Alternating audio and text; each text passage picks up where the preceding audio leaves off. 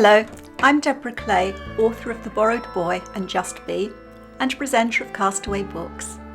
Each week I invite one of my favourite authors to tell me about the books which have inspired their life and influenced their writing. This week I'm going to be chatting to Jessica Redland.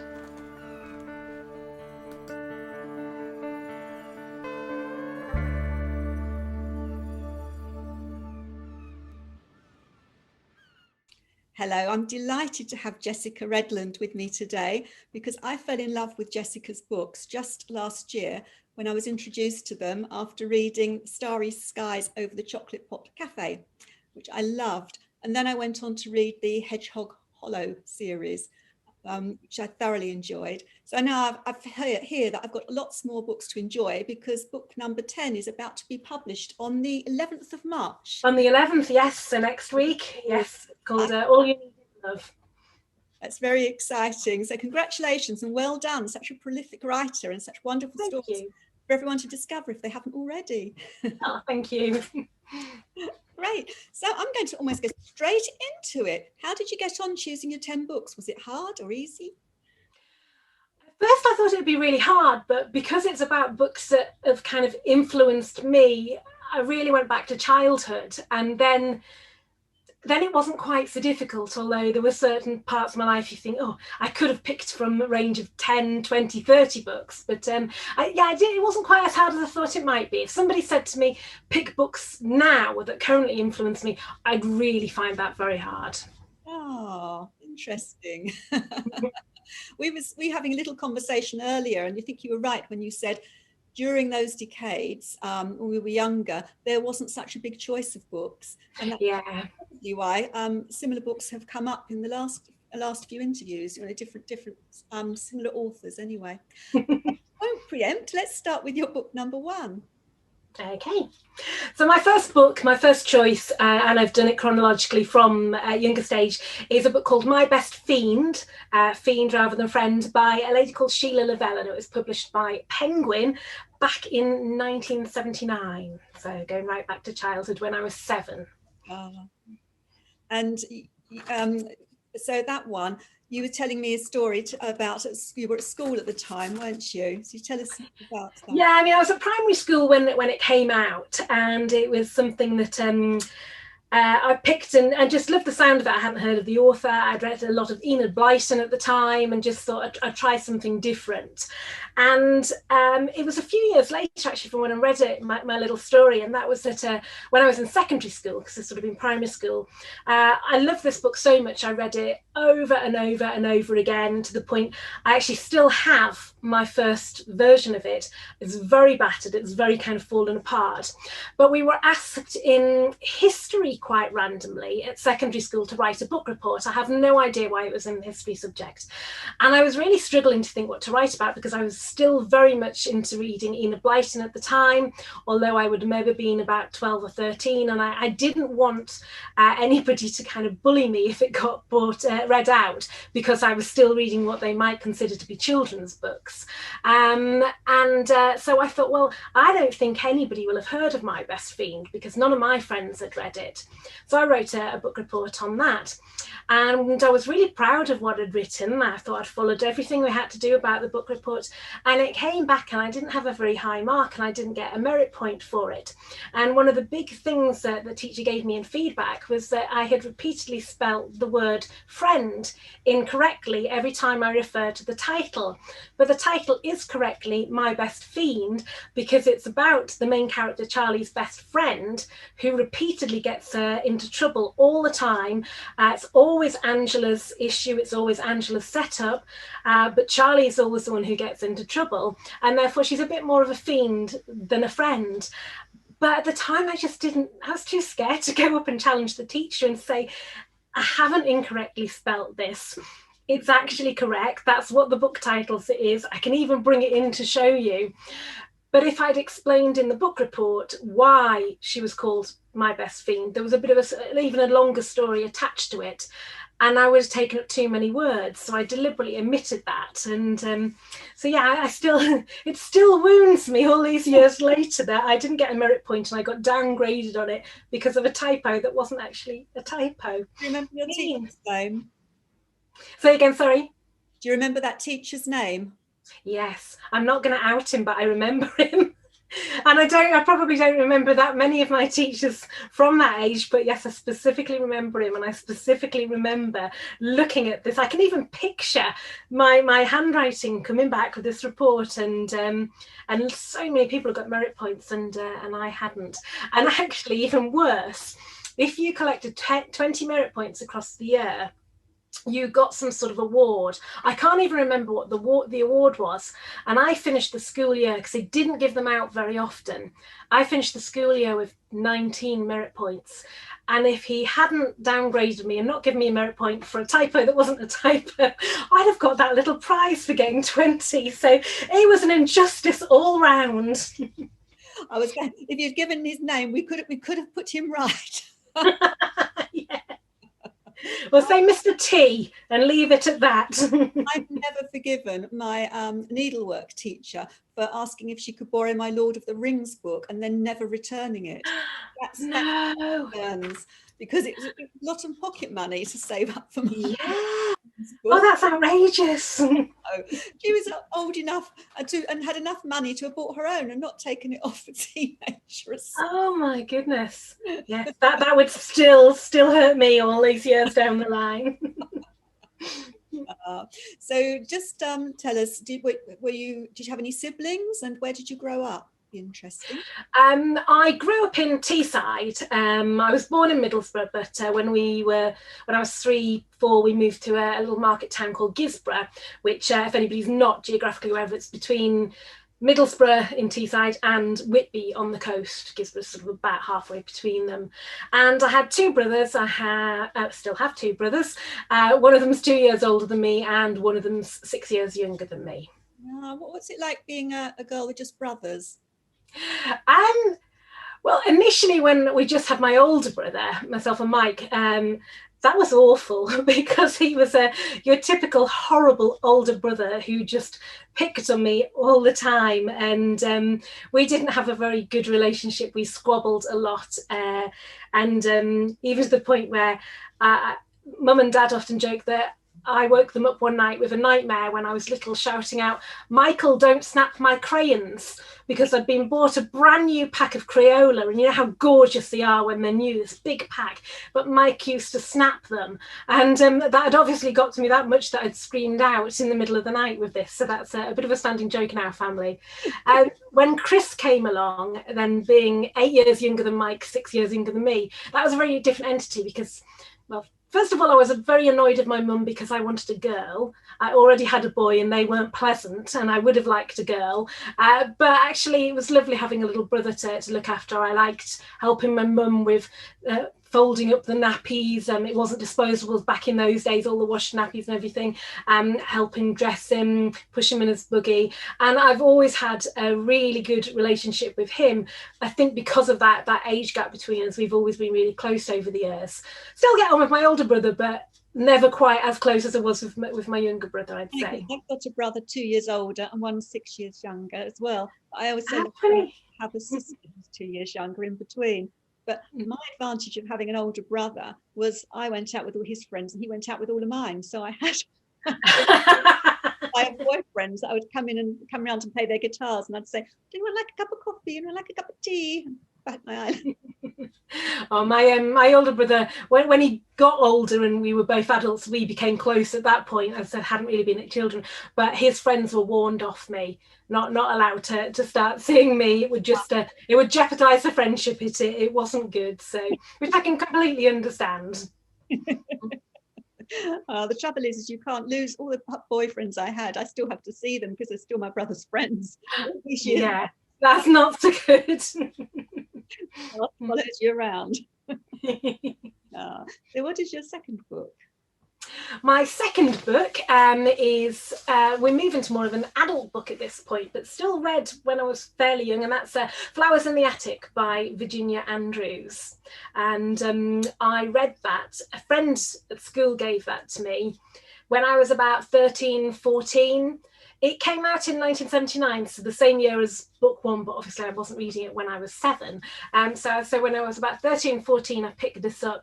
She gave it to me and said, "Oh, I think you'll love this." And I looked at it and went, "Gosh, it's a bit fat." I'd never read a book that was quite that fat, and I wasn't certain I would read it. But I was staying with my auntie over the summer holidays just for a week, and took it with me and opened up the first page, and by the end of the first chapter, completely hooked in that story. And just, I don't think I've ever read a book quite so quickly, because given the size of it, I'd finished it within a few days. I just could not put it down. Absolutely loved that book. It was kind of, in some ways, I mean, I read it when I was young, in some ways inappropriate for a young teen, wasn't it? It was about incest, and it was quite violent. It was exciting, but it was very dark.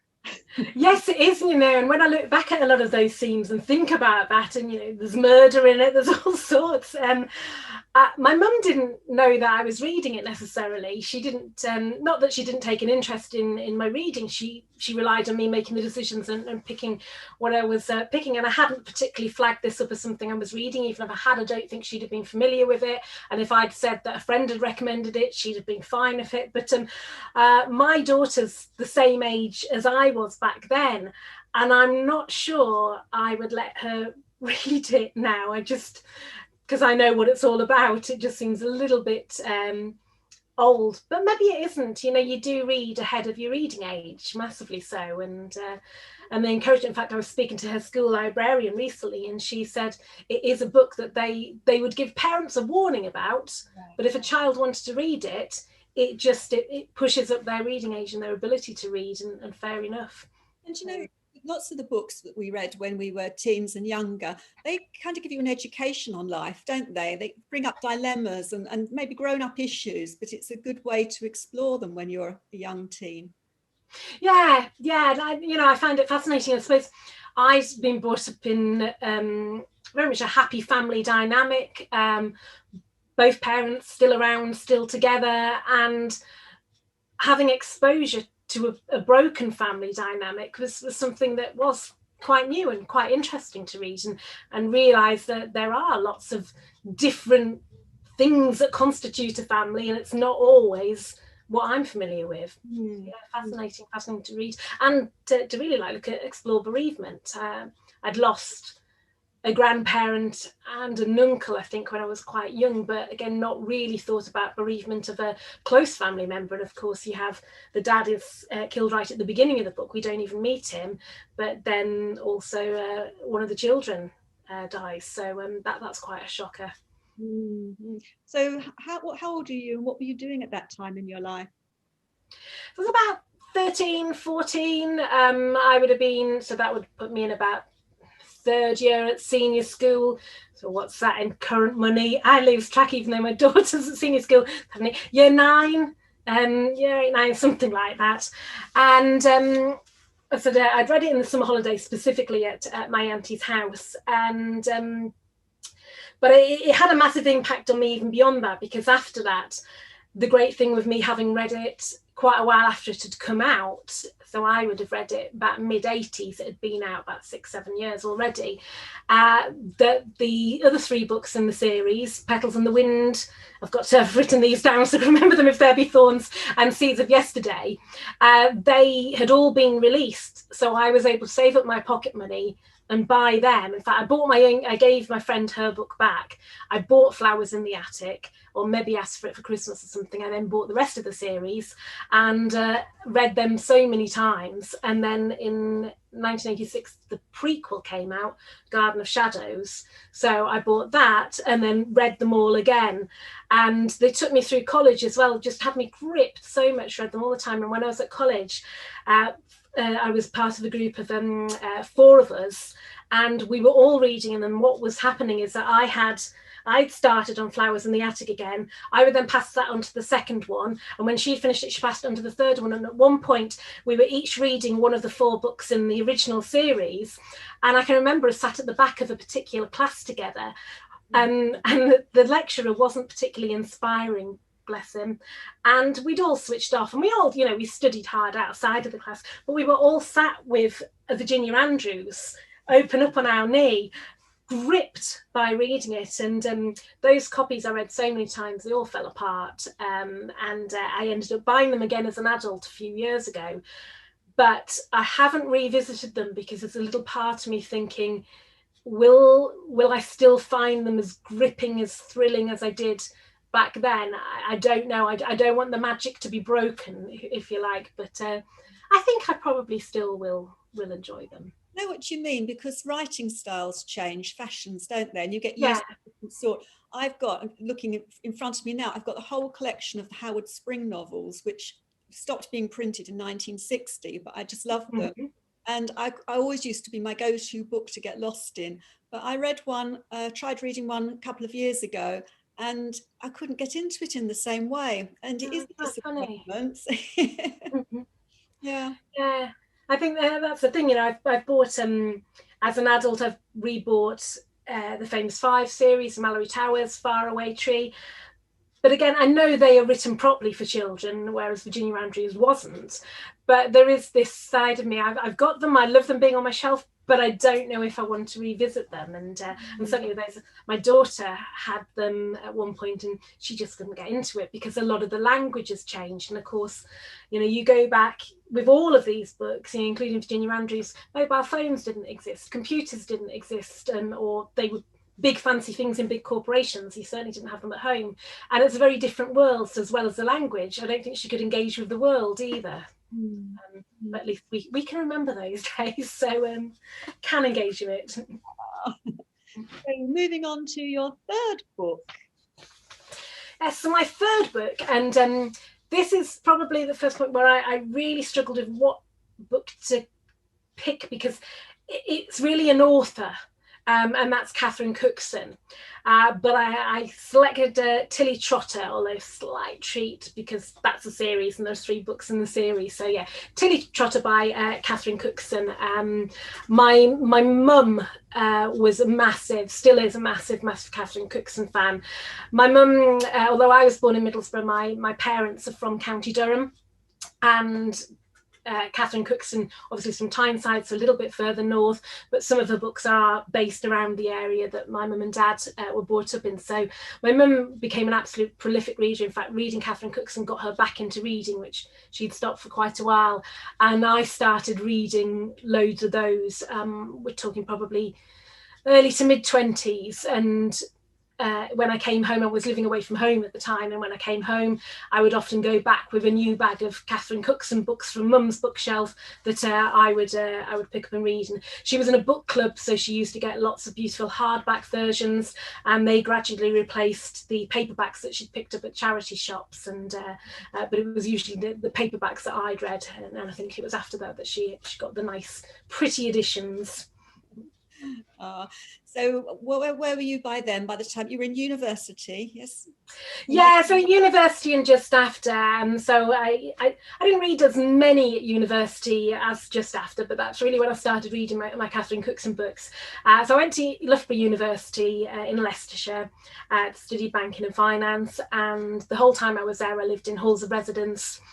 But I did a year out in Birmingham. I was sponsored by a bank, sponsored by what was the original version of TSB before it merged and then demerged.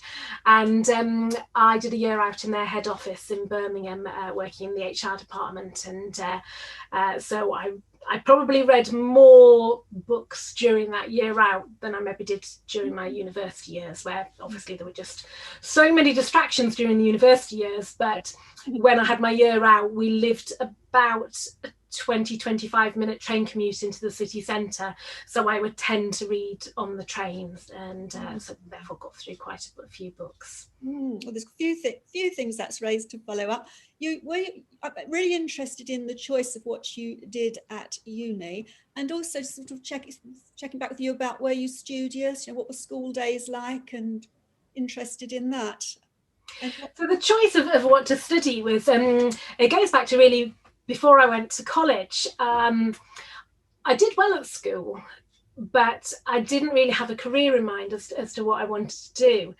And I did a typing GCSE just because I thought that would be a useful skill. And it was one of those where mainly it was well, in fact, it was all girls who took that course. There wasn't a single guy in it, and they were mainly people who were going to go down a vocational route and wouldn't be progressing on to college. But I did it, and it's the best thing I've ever done as far as qualification goes, because I'm a proper touch typer, and maybe I knew all the time back then that I'd become an author and it would be an invaluable skill to have. And I thought I would go on to technical college and become the secretary.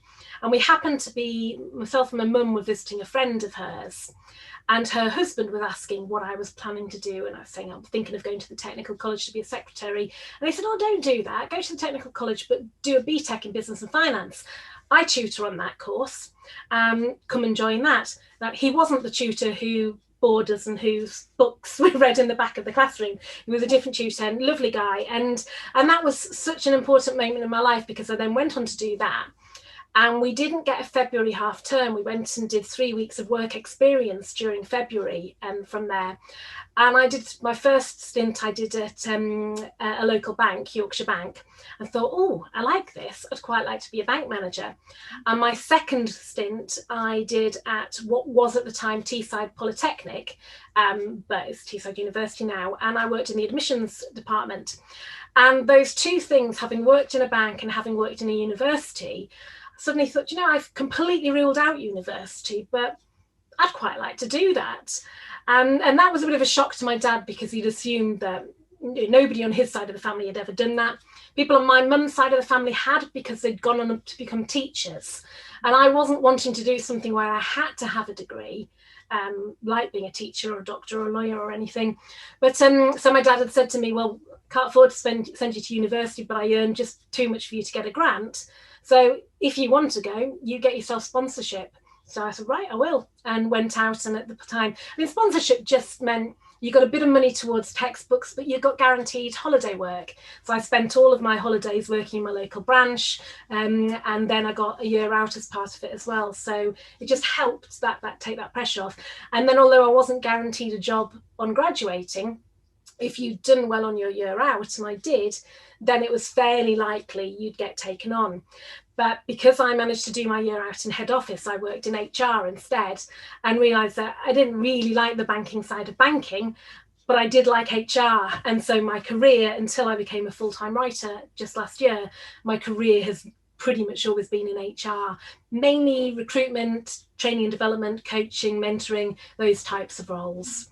I find it fascinating, the career paths that we take, because where we end up is never where we set out to be. And when young people are trying to grapple with what career they should do and which degree they should do, just want to tell them, just follow your love and passion, because you just don't know what's going to unfold. You just really don't. Yeah, and it's really interesting, because that was never, I felt that there was a bit of pressure on you when you were at school, when we were back at school, to know what you wanted to do and pick the right subjects for that.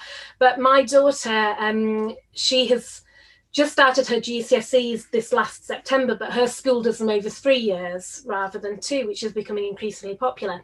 So when she was taking her options, she does want to be a teacher. She wants to be a primary school teacher, but her teachers were all just saying to her, don't worry about which ones are best for becoming a teacher, because you have to do the course subjects which you need. As for everything else, just do what you enjoy. It doesn't matter whether you think it will be relevant to you being a teacher. If you do what you enjoy, you're more likely to get a good grade in it, which is ultimately what universities and employers are looking for. So take that route. And I thought that was such a change in advice, but so much better. Yeah.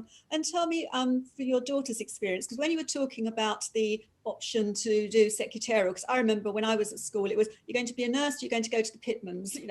There were stereotypes for young women. Is it very different now for your daughter? Is it much more open that you can do anything?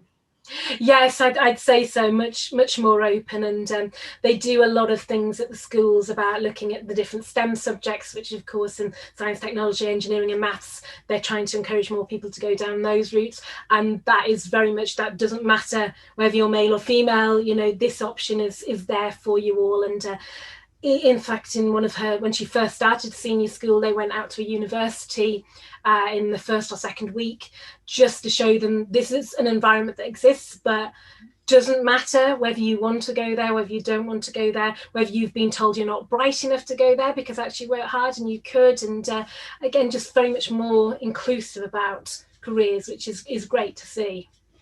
So they're happy days at Loughborough University, enjoying social life? Yeah, in the main, I really enjoyed being at university. Being away from home was strange at first because I hadn't wanted to go ridiculously far, which is why I'd picked the Midlands. Didn't want to go down to London or up into Scotland. So I felt that I was close enough to be able to get home if anything happened. And I enjoyed my first year. I had the most horrendous second year. It was awful. I stayed in halls of residence as social secretary.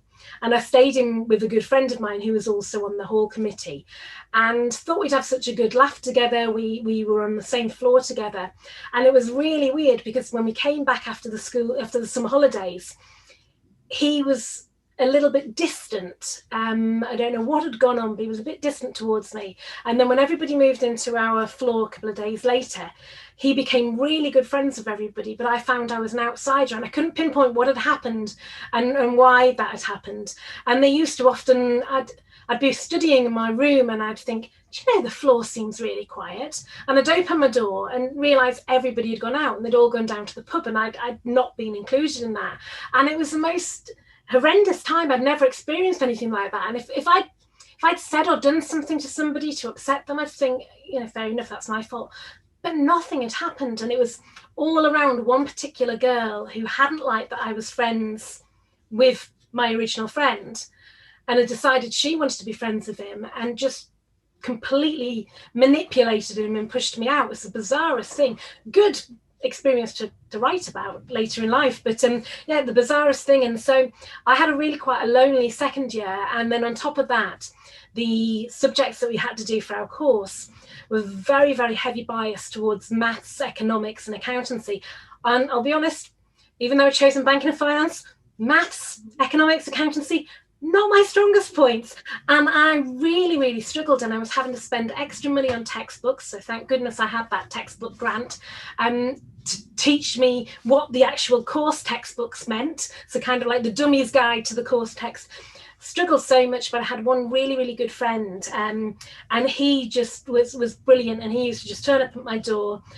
He was on my course, he was in my halls, and he was a little bit of a loner, but it didn't bother him. He was that sort of person. He had quite a private life, and he used to just turn up at my door and say, right, come on, you, we're going out today. He had a car and he'd say, right, we're going out for a drive, or we're going out to the pub. And he saved me, to be honest. And he also was really good at maths, economics and accountancy. So he helped me through that, and, you know, said to me, forget about learning that bit, that's too complicated, we'll focus on this. And it was such a star. And then I had a year out, and my year out was just such a contrast. There was a few of us from my course shared a house together, got on brilliantly. We linked with the other sponsored students, we linked with the graduates who'd started, and there was this most amazing social life. Always doing something. We had loads of parties around our house. It was such great fun, kind of one of the best years of my life when I was younger. And when I came back to university in my final year, I just thought, do you know what, I had a horrendous second year, but I'm going to make the most of this. This is, you know, the last time I'll have that opportunity, and really threw myself into it. And I did. I had a great final year. The same friend had done a year out, so he was back, and there became a bit of a core of about 5 or 6 of us who hung around together. And yeah, just had a brilliant time. Really made the most of that. But also I've been able to manipulate my options a bit. So the subjects that I could do, I couldn't completely lose the ones I didn't like, but I could really focus and work on getting those good grades on marketing and HR and law, the things that kind of resonated with me, that didn't have lots of figures in them. Yeah, which you ended up doing. Yes. But the 2 friends that you mentioned were both male. Do you think that's because you had brothers that you, or did you have any female? I don't know. I think it's when I was at senior school, I had a best male friend as well. He's still a good friend now. And I had a few relationships from primary school and senior school with female friends who were quite toxic, who would very much dangle their friendship in front of you and say, you know, if you do this, I'll be your friend, kind of thing. And a bit like the Charlie and Angela relationship from My Best Fiend. And I was the one who'd always be in trouble because I wanted to keep their friendship, so I would do whatever silly thing that is they wanted me to do. We're not talking stupid things like stealing, smoking or anything like that, just daft little pranks and things. So it was but I would always get into trouble over it, and I didn't like it, and then they would just dump me because they decided I'd served my purpose. And so I think I became a little bit mistrusting of female friendships, which is so awful. But I found that the male friends in my life, as long as there wasn't an agenda there, they were just what you saw is what you got. They were valuable friends, and I've always had, in the main, stronger friends with men. Bit different now that I'm married, but certainly throughout history before that, yeah, it was men who were there. I think that's why you write from the male perspective so well in your novels, because they're very real characters. You can tell that you understand men from the way you write, which is refreshing. Do you know, I haven't thought of that before, and you could actually well be really right, because I knew these men in and out, inside and out. They were my absolute best friends. They were my confidants. We talked about everything, and so yes, yeah, situations I would get the male perspective on. And that's something that lots of women don't have. So those women did you a favour. They did. But I think, all of these experiences are just so invaluable. Whilst I'd never regurgitated a particular scenario that has happened to me in the past, how I felt about it, the way friends can manipulate or be amazing, that all comes into my writing those experiences. That's so I won't feel too sorry for you, because you turned out to be a brilliant writer that we're all enjoying. Oh, thank you. So on to your fourth book. Yeah, so my fourth book is, I'm sure, one that's going to come up several times. I think it has done already, hasn't it? Which I think people of a certain age will all say, wow, and that is Bridget Jones's Diary by Helen Fielding. So that came out in 1996, but I think I read it about a year later in October 97. And yeah, I think everybody in the world read it at that point. Lots of women, young women, identified, didn't they? She was writing about what they were going through, obsessions with weight and Yes. complicated relationships and being on the shelf and all this. Oh yeah, I can remember watching, I can't remember what program it was, but there was a comedy sketch with a couple of women arguing, one of them going, I'm Bridget Jones, and the other going, no, I'm Bridget Jones. And it was those conversations you would hear all over, this was me. And there was bits that, other people couldn't relate to. I've never ever smoked, and obviously she's a big smoker, the character, but I just ignore that. Other than that, yeah, I'm Bridget Jones. So yeah. Bit I always get from her is all the terrible things I do, mistakes I made, all the things that go wrong. Yeah, that would be. Me. If there's something going to go a bit disastrous, yes, it's going to happen. And all the things that have happened to me, if I wrote about them, the people would say, "Oh no, that wouldn't happen." I should just say this and probably regret I said it. It's absolutely true. I was on holiday in Morocco, sleep in bed naked. And I got up and I didn't want to switch all the lights on to wake my husband up, with that one switch. I just have to go to the toilet in the dark, pitch black, went to the toilet, coming out, felt for the door, thought it was the door, but it was the door outside, ended up outside the hotel room, totally nude, in Morocco, knocking on the door, trying to get in. Let me in! Oh my goodness! Neighbours who would come out and look. That's where my Bridget Jones. Oh, bless you. Mortifying. Did you have to be outside the room for long? Did you get let back in quite quickly? My husband thought I was locked in the toilet, because I could hear him saying, "Oh, right, keep your hair on." He went, "Where are you? Where are you?" And I'm out here. He was really cross with me, but I got the giggles. I woke up in the middle of the night laughing, thinking, was that a dream or was that real? But he was cross because he could see how dangerous it was. What are you doing up there naked?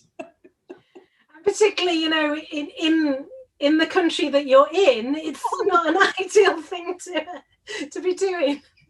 Oh, that's brilliant. I did it on purpose. Anyway, so with Bridget Jones' Diary, so you went, what was happening? Where were you in your life at that time? So I would have been 97. I was about mid-20s, about 25, and I read it on holiday. I was single at that point. I was working for TSB. I would have been on their graduate programme in my final year on the graduate programme with them. And I was single, and there was another friend of mine was single, and we decided we'd maybe go on holiday together. And then somebody else we knew, or somebody else I knew, she was a little bit younger than me, but she just split up with her husband, or they were on a temporary break while they decided what they wanted to do with their relationship. And she was saying, "Oh, I'd love to go on a holiday." And we just, well, come with us, you know. I didn't know either of them that well, but thought it'd be fine. So the three of us went off and we went to Mallorca, somewhere I had never been before. And it was quite cool while we were over there. So we tend to lie around the sun down at the pool, but with a towel over us because it wasn't quite as sunny as we'd hoped. And one of them, the friend who was older than me, had brought Bridget Jones's Diary with her. And I hadn't really heard of it. I think I was vaguely aware of it and went, oh, I'd like to read that. And so she read it, and you could hear her giggling away on a sunbed as she was reading it. And then she passed it to my friend who was younger, and she was reading it. And of course, every time she got something that she'd really laugh at, they'd confer and be like, oh, is that such and such a bit? And I felt a little bit left out at that point, and I haven't read it yet. And then it came across to me. But by the time I was laughing at the bits, they sort of weren't interested in them at that point because they'd already had those conversations. And it was a really weird holiday because having been the one to pull the two of them together and to go on holiday with them, and you know, all meant to be single people together and just, you know, not out to find men, just out to have a relaxing holiday, they both ended up becoming really, really close. And it was yet another scenario where I'm wary of female friendships because I got completely pushed out. And it was the weirdest thing. We were sat having a meal one night, and because it must have been late October, approaching November, I think one of the restaurants we were in, they were starting to put up some Christmas decorations or some Christmas posters and things. And the conversation turned to Christmas trees. Did we like real or artificial trees? And so I said, I've always liked the smell of a real tree. I don't know what I haven't got my own home at this point, but when I first do, I don't know, what would I do? Maybe I would have a real one. And then I just got this massive lecture about how awful it was having real trees and how I was murdering the trees. And I just thought, I haven't even got a tree. I haven't even got a house at this point, and I was getting attacked. But, you know, I didn't know the debate on a real tree versus an artificial tree because I'd never, ever bought one. It was just a really weird thing. And this kept happening. And I got to the point where I was almost afraid to open my mouth and start a conversation because I was going to get attacked by something. But then if I wasn't speaking, I was then accused of being sulky and what's up with you? And I just feel that every time I say something, I'm in the wrong. Oh, can't you cope with a bit of healthy debate? I thought, well, some people might like healthy debate, but actually I don't. I don't like talking politics of people or anything like that. It doesn't excite me. It upsets me. And I think that's a choice. You know, there are certain things that you can choose. Doesn't mean you don't have an opinion on them. You just don't want to have that conversation with people. So I remember the only good thing about that holiday being reading Bridget Jones's Diary. Nothing else about it. Didn't even come back with a tan because it wasn't warm enough. So yeah, nothing else about it was positive, but did enjoy that book, and that's had kind of a lasting impression on me, on a book that was written very differently, although when I thought back on it, one of the other books that became obsessive with when I was younger was The Secret Diary of Adrian Mole, age 13 3/4. When I was about that age, that's when it came out. And so the idea of it being a diary-based thing, but this time from a female perspective and an adult, it did kind of remind me of that time in my life as well. And then, of course, later years, films came out, and they're just fabulous. And although I read the second one in the series, and I didn't like it as much. And I haven't read, what do you call it? I can't remember what you call the third one. The one that came out more recently. It's got something about a boy. And I'm mad about the boy. Yes, I was about to say that, and then I thought, no, that's not right. Yeah. So I haven't actually read that one. I enjoyed that one. Yeah. But it's really rotten because you were doing a kindness to both of those girls. Rotten girls. I know, it's a really weird thing. It must look like I'm such a problem because no girl wants to be friends with me. But yeah, I think I just picked badly. So. You're a really warm, lovely woman. I think it must be because you must have been so kind that you picked up people that weren't so nice and they didn't deserve you. Oh, bless you, thank you. I sometimes do think I go for the kind of waifs and strays who then just turn on me because they weren't interested in a friendship really in the first place. So that's probably it. Again, good material for your books because then you can all good material, definitely all good material. So on to your fifth book. Yeah, so my fifth book, a bit like when I was looking at Catherine Cookson as my third book, this was difficult because it's kind of more about a genre for me, and the genre was looking at what was commonly known back then as chick lit, what we'd more likely call rom-coms today, but I have settled on a particular book, and that's Millie's Fling by Jill Mansell, because that was the first of hers that I ever read, and that completely opened up a new genre for me that I just I hadn't explored before. I mean, some people might say that Bridget Jones's Diary falls into the rom-com genre, but I think that was just so widely read by everybody. I don't know. I don't know how the publishers pigeonholed it, whether they just called it a contemporary take on life or what they did. But yeah, very specifically kind of the rom-com with Jill Mansell. And by then you'd left uni. Where were you working? Yeah, so I'd left university. I'd lived in Birmingham for a little while, where I was when I went on my disastrous holiday to Mallorca, and I'd bought my first house there. But I was now ready after 6 years of working for the same company post-graduation. I had a dream job, which was to be a graduate recruitment and development manager. Really, really wanted to do that. And the activities around graduate recruitment I was heavily involved in at TSB, but there were so many graduates got taken on each year. Somebody did the marketing, somebody did the assessment side of things, and somebody else did the training. I ran the assessment centre side of things. I got involved in the training, but I wanted to work for a company that had a smaller graduate intake and I could do it all. And I got a job working for Thames Water, so dream job as graduate recruitment and development manager, doing it all down in Reading. And I started that at the very, very end of 2000 and worked there till, what would it have been, 2003, sort of spring 2003. And so at the point that I read Millie's Fling, when I moved down to Reading, I moved in with a boyfriend. He was from London. And so I met him somewhere completely different. I met him when I was away on a weekend, and he happened to be away on another weekend, and our paths crossed. And it seemed to be perfect because I was living in Birmingham, but he was living in London, but I was about to move down south. So meant to be. And it wasn't a very good relationship.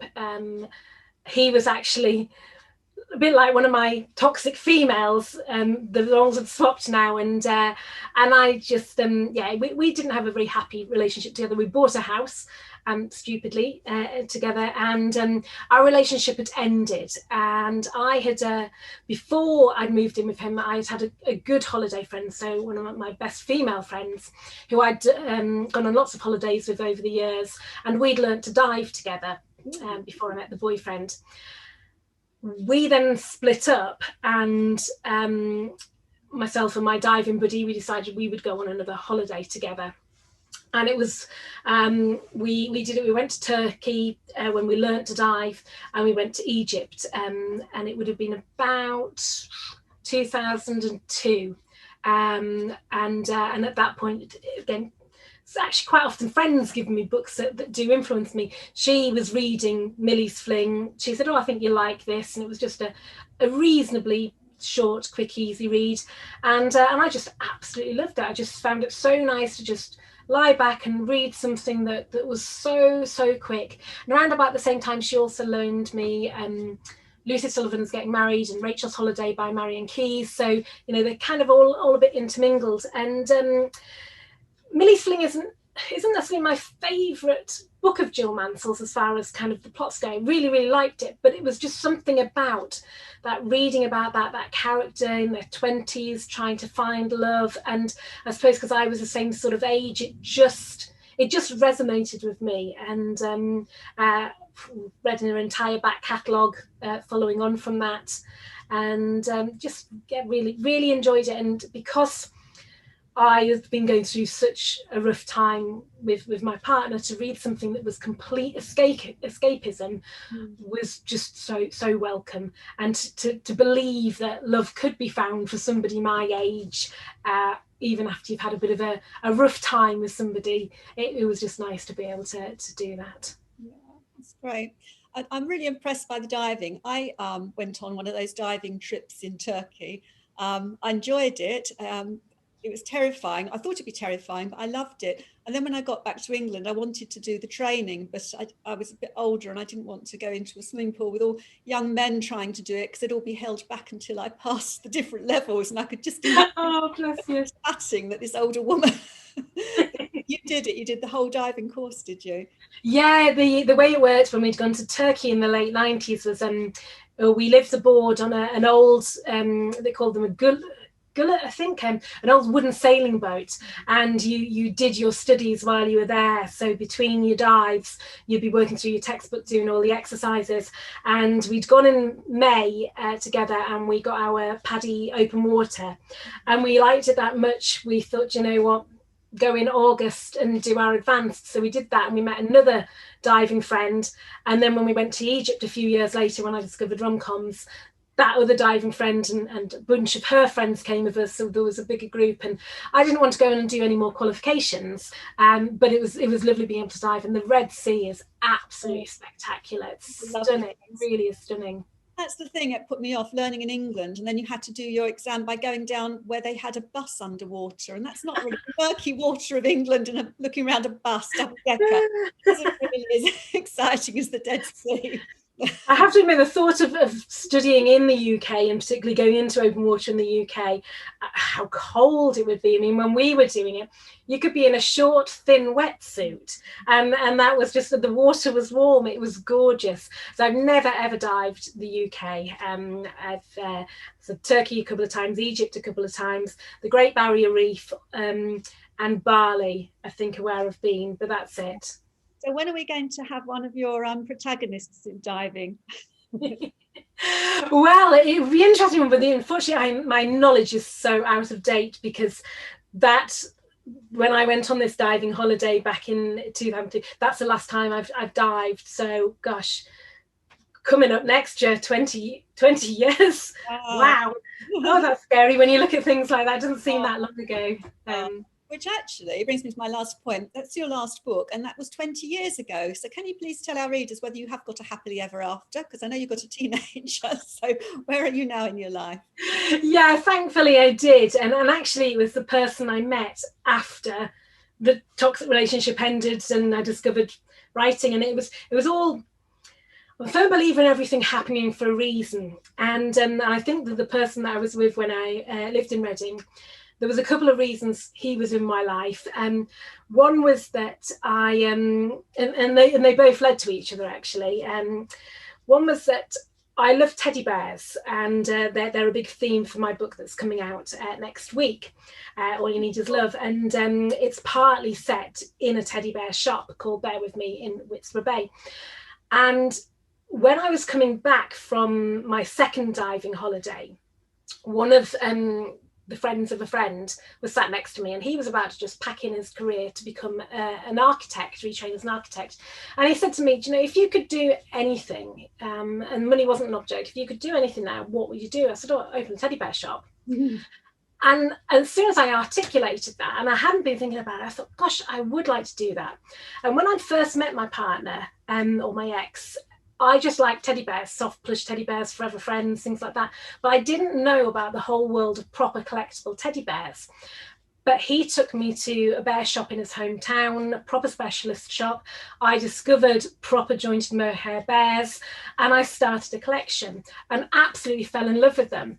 So when I left him, we sold our house, I left my job in Thames Water, I moved back up to the north and opened a teddy bear shop. So I have him to thank for that. I wasn't sure about whether I should do that because that was a big financial risk, and or whether I should just stay in Reading, continue with my job, but buy my own house. And a friend gave me a gift voucher for a telephone clairvoyant and just said, talk to them. And it's not my thing at all, but I thought, give it a go. And when I spoke to the telephone clairvoyant, she talked about the relationship I'd had. She said it was going to end, that I was going to move back up to the north where my parents were from, and I hadn't told her any of this detail. And that when I moved there, I was going to meet the man of my dreams, and he was called Stephen. And once she'd said that, this idea for a book based around that premise, which then became New Beginnings at Seaside Blooms, wouldn't go away. I just thought, there's a book I want to write. And a manager at work had always said to me, your reports read like stories, you should write a book. And I had no idea what I'd write, but here was an idea. So those two things, thanks to my ex, were in my mind. And then when I did open my teddy bear shop, I started writing my book. And because I had my own business, that's what attracted my husband to me. We met on online dating, and that's when online dating was just starting to kind of take off. And he was a freelancer, he had his own business. And the fact that I ran my own business appealed to him, because I would understand that sometimes your hours are not your own, and you have to do that. And we met 2 months after I opened my bear shop, and got engaged a little under a year later, got married a year after that, and we have a 14-year-old daughter now. So I did get my happy ever after. He is not called Stephen though. He's called Mark. So I never did meet my Stephen, but I got the premise for my debut book, and then the rest just became history. So I'm very thankful for that negative experience of the ex, because it did bring me on to a couple of things that would never have happened without him. And behind you, you have all those lovely books that you've written. You must be so proud. I do. Beautiful on your bookshelf. Well done. Thank you. Oh, it's fantastic. So glad for you. Very happy ending. Thank you. Definitely. And, I thought at the time that when I got my job as a graduate recruitment and development manager, I thought it was an absolute dream job. But then things change. Different things happen in your life, and becoming a full-time author became my absolute dream job. And last summer it happened, and still can't get over the fact that I get to sit and spend my days talking to imaginary friends and making stuff up. But it's just absolutely brilliant. I'm so glad you do. And it's the 11th of March, and it is called All You Need Is Love, like the Beatles song. Lovely. Look forward to that. Well, I can't let you go yet, because one more thing. You can take all those books, and as you've chosen books that are all in big set series, you've got all those books, you've got writing and pens. What else would you like to take as a luxury on your desert island? Oh gosh, well, I get bitten to death. Absolutely bitten to death. Mozzies love me, midgies love me, so I'd actually have to go for major years and years supply of insect repellent, if I'm honest. Otherwise I would just be one swollen blob of allergic reaction, basically. So yes, I know that you're sweet. Insect repellent. I know you're sweet and full of good stuff, that's why. That must be it. That's great. I really enjoyed talking to you, and I'm really looking forward to reading all of those books that I haven't read that you've written, because thank you. Once you discover an author, you want to read all their books, as you say. So thank you for that. And thank you so much for inviting me. It's been lovely having the chat, so I really appreciate that, Deborah. Okay. Bye, Jessica. Thanks a lot. Bye.